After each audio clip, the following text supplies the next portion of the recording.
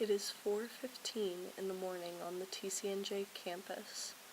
Temperatures have dropped to about 45 degrees overnight, with a cold rain sweeping through. There is no sign of activity on campus, except for one group. Who would be up this early? The TCNJ crew team.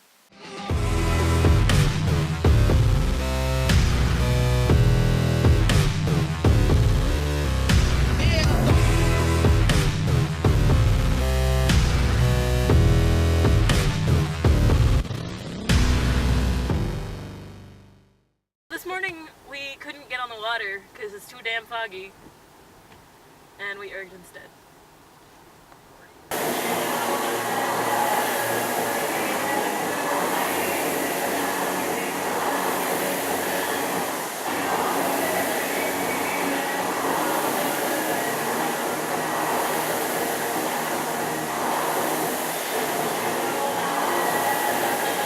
So rowing is a unique sport where the water has to be pristine to have a really fabulous experience. Unlike, say, a land sport where if it's really windy one day, it doesn't affect you too much. Obviously, a little bit of wind is a problem, but rowing is very much affected by the wind and the water because of how low the boats sit in the water and how close your oar is carried to the water. So wavy conditions where the waves are coming up almost getting into your boat is a problem, not just because you're almost going to sink, but because your blade, your oar is slicing through these waves and creating turbulence that you normally don't A, practice with, or B, ever really experience.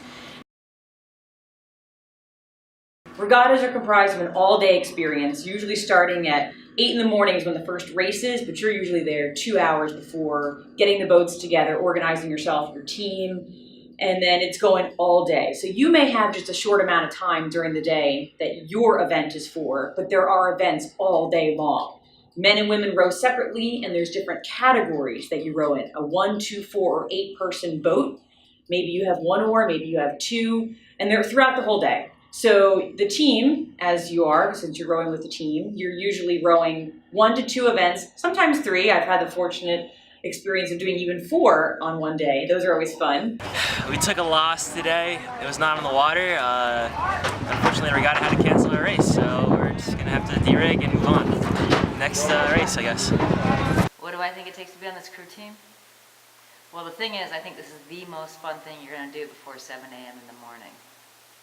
There's no better group of people that I've coached. And they have this ability to wake up at 4 a.m. and create something that couldn't exist without them. And if that's what you want to be a part of, this is the place.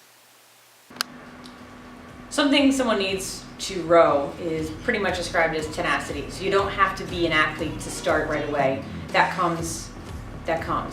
But you have to have an inner desire to want to push yourself and understand that pain is temporary. So as long as you have that mindset of wanting to make yourself better and wanting to push yourself past pain, then you'll be okay. Because rowing is one of those sports that's considered a high pain tolerance, and so that's something you learn when you row, is how to deal with pain for a sustained amount of time. They describe it as playing 2 basketball games back to back. So if you can imagine that, any endurance athlete would know that. So rowing is unique because it's not only endurance, it's also sprint. So when you're doing it, you've got to have that ability to push at a sprint level for a sustained amount of time. So again, you come in, it's something that not everyone's born. I wasn't always an athlete for a period of time in my life, and a lot of people come in, they don't know, they're trying it out. And there's a lot of technicalities involved in the sport and how you do it. But as long as you've got the tenacity to push and to make yourself better each time, that's all the sport needs. There's somebody with a mindset to be better at whatever your better is. Whatever your best is for the day, that's what you need. And to push beyond that, not settle for anything less.